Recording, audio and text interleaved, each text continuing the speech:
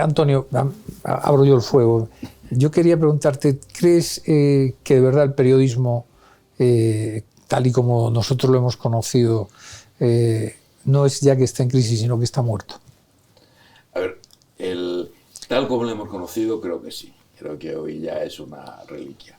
La prensa escrita es un muerto andante. La prensa escrita ya está muerta, pero si por ahí alguien todavía cree que existe, pero en realidad ya está muerta. Yo creo de verdad que si algunos periódicos, si dejaran de salir en prensa escrita, mucha gente tardaría meses en enterarse. Sí. Pero meses en enterarse. Luego tú hablarías con alguien, oye, pero este periódico, por no mencionar ninguno en particular, porque creo que este problema es de todos, por no mencionar ninguno en particular, digo, oye, pero este periódico voy a comprar, pues ¿no sabes que dejó de salir hace 6 meses? Pues no me había enterado. Porque hay gente que puede pasar 6 meses sin acercarse a un kiosco. Y en los kioscos no se ven los periódicos. En los kioscos actuales, los periódicos hay que buscarlos.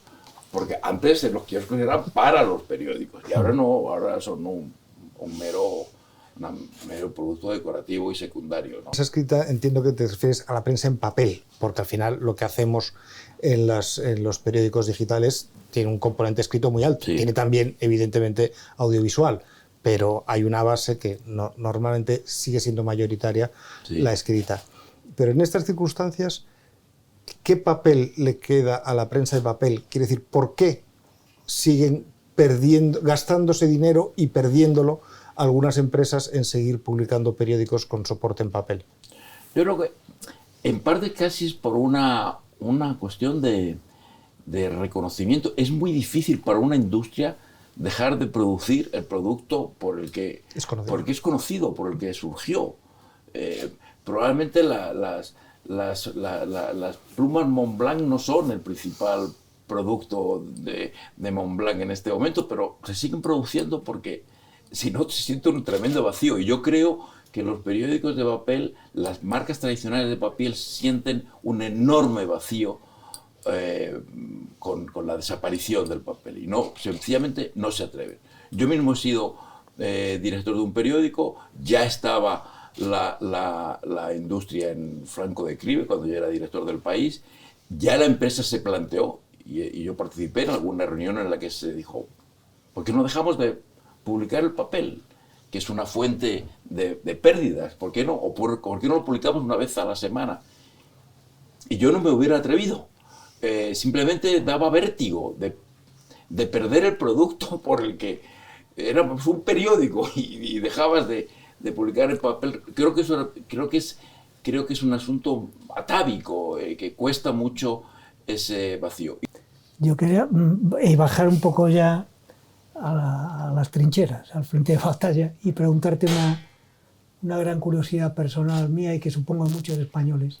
En tu momento, que para mí es una acción muy honorable, tú sitúas al periódico a parar la operación de Sánchez, que en el fondo venía a ser una batalla para que no llegase a aliarse con los separatistas para gobernar España.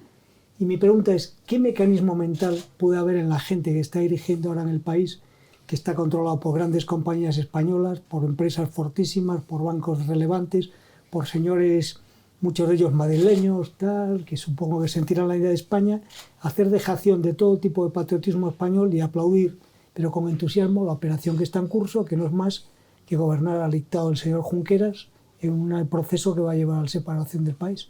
¿Qué mecanismo les lleva a entusiasmarse con esto? Lo apoyamos mucho tiempo. Cuando hubo que repetir ya la etapa final, cuando hubo que repetir las primeras elecciones, nosotros apostamos por repetir las elecciones, dijimos que Sánchez no tenía por qué dar su apoyo a Rajoy, que la victoria de Rajoy no había sido tan extensa como para... Fíjate la cantidad de procesos en los que nosotros apoyamos la victoria de Sánchez, pero hubo ya una dinámica que ya no podíamos respaldar, que era cuando después de perder las elecciones repetidas, después de la primera repetición de elecciones, recordarás que el Partido Socialista retrocedió, sí, y el Partido Popular tuvo un avance en la de junio. Y entonces Sánchez empezó ya la única escape que le quedaba, el Frankenstein. Y cuando nosotros ya percibimos que la salida de la que iba era el Frankenstein, Y ya dijimos no, eso dijimos, pero nosotros no vamos a apoyar editorialmente una fórmula de gobierno de ese tipo. No, y además lo llevábamos diciendo tiempo. Antes de que él estuviera en el Frankenstein, nosotros ya habíamos dicho que nunca apoyaríamos el Frankenstein, que era algo que Rubalcaba, que estaba en nuestro consejo editorial, había dicho un año antes. Así que cuando él empezó a tramar el Frankenstein, pues nosotros le dijimos que no, y entonces el partido lo dijo que no, y él entró en esa huida hacia adelante de convocar un congreso extraordinario. Imagínate, convocar un congreso extraordinario para que el congreso se pronuncie sobre qué hay que abstenerse, sobre qué hay que permitir o no gobernar a Rajoy. Imagínate un congreso del Partido Socialista discutiendo si apoyamos o no a Rajoy. O sea, a nosotros nos parecía que era conducir al partido a una guerra civil absurda sobre un asunto que no podía debatir el partido, no podía debatir la base del partido. Entonces pedimos su salida, y lo pedimos en términos muy rotundos, lo reconozco, porque ya a esas alturas sabíamos que el personaje era peligroso. ¿Para qué vamos a rehuir la palabra que teníamos y que teníamos en mente ya en ese momento?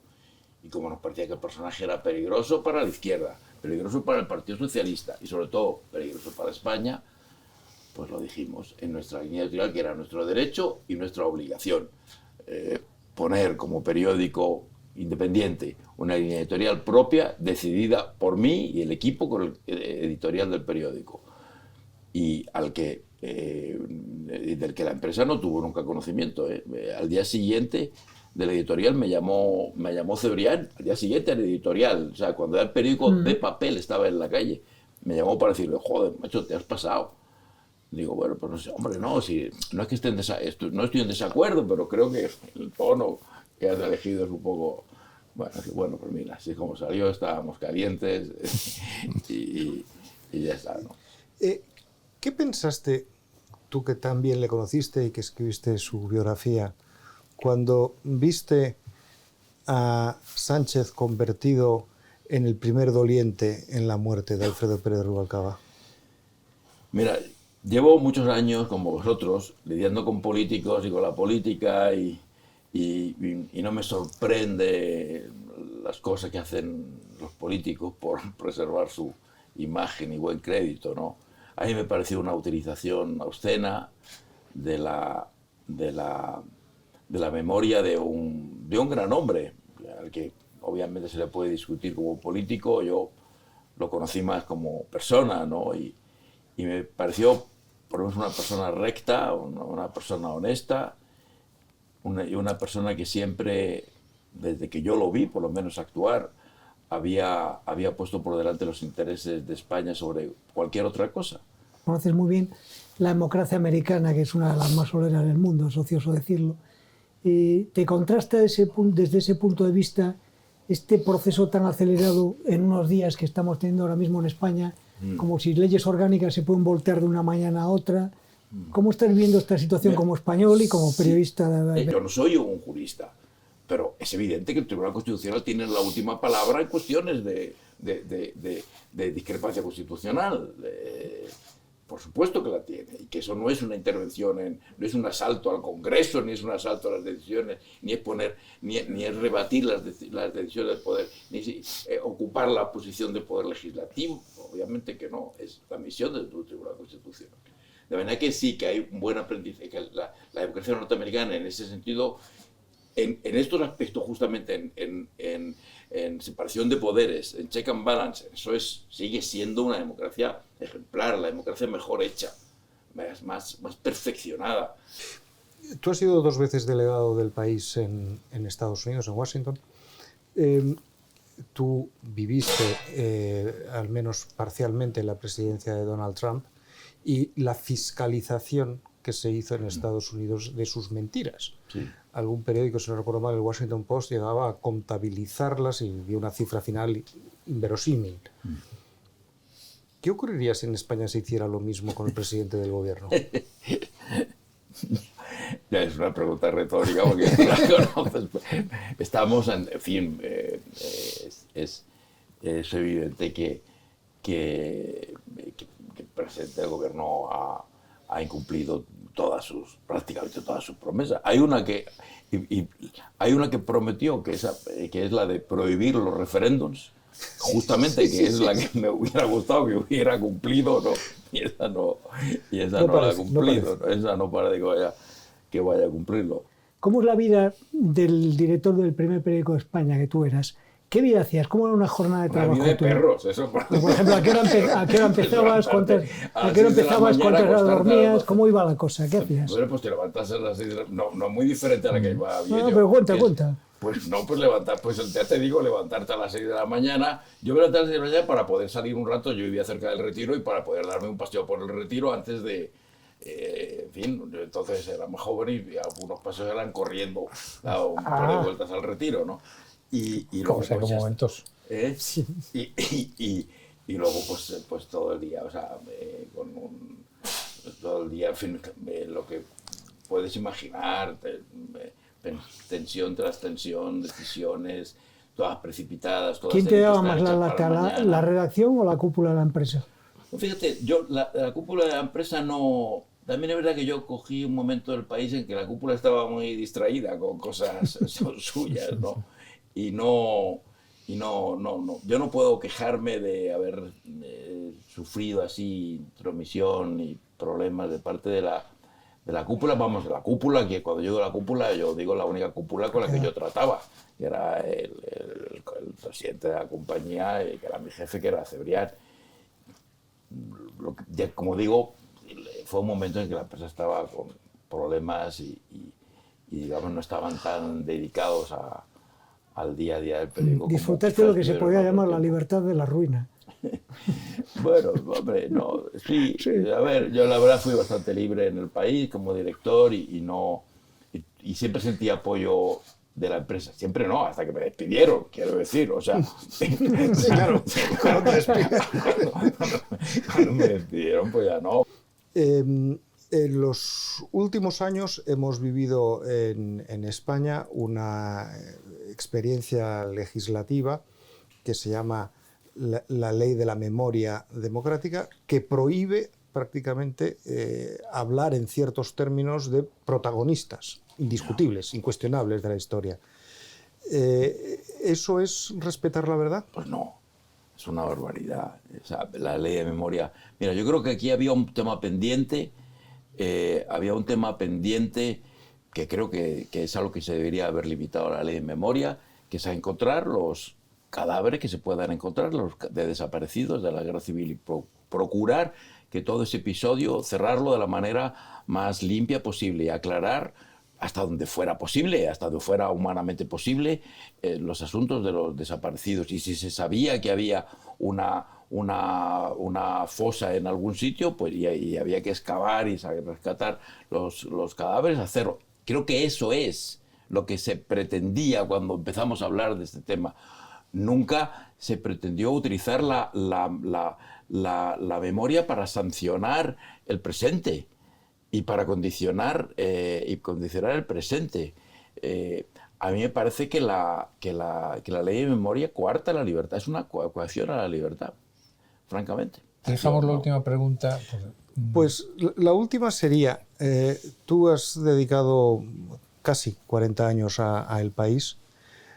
¿Qué sentiste el día de tu despido, finalmente? Porque cuando te fuiste, no de tu cese como director, que eso lo explicas creo que con bastante claridad en el libro, pero vamos, te parecía que era una cosa que entraba dentro de la normalidad, pero tú estabas llamado a continuar, se te dijo que ibas a continuar, hasta que llegó un día que te llamó tu sucesor y te dijo que se había acabado. ¿Qué sentiste ese día? Sentía ese día y siento ahora. Es un dolor de verdad inconsolable. O sea, tú sabes, Ramón, el vínculo que un periodista llega a desarrollar con el medio cuando has estado tantos años en él, ¿no? Yo he viajado por el mundo entero, además, con la credencial del País colgada aquí. O sea, era más que mi apellido. El País era mi nombre. Yo era El País. Y tú sabes lo que significa esa credencial, ver tu nombre permanentemente durante 40 años asociada al país y que te arranquen eso es de un dolor que no, de verdad no tiene consuelo.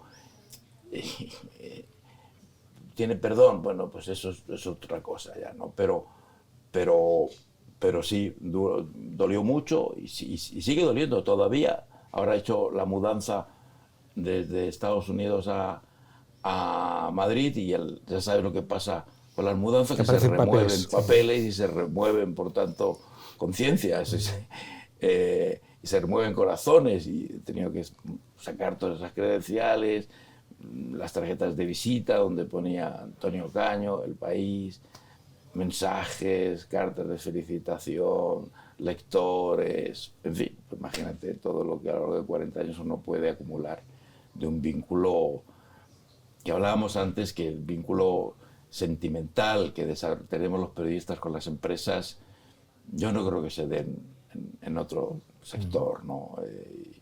Y por tanto, pues bueno, tenemos que pagar ese precio de nuestro sentimentalismo, ¿no? Muchas gracias, Antonio. La verdad es que muchísimas gracias, un placer. 2 horas porque es nuestra pasión.